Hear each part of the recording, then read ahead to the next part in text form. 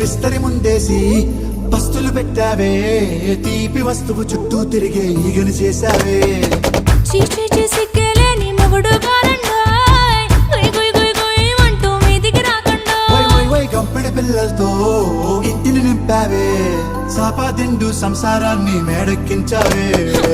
ఇరుగు పొరుగు ముందు సరసాలు గట్టి పడుకోరే కుక్కలాగా మీ వాళ్ళు, ఏం చేస్తాం ఎక్కేస్తాం ఇట్టాగే డాబాలు.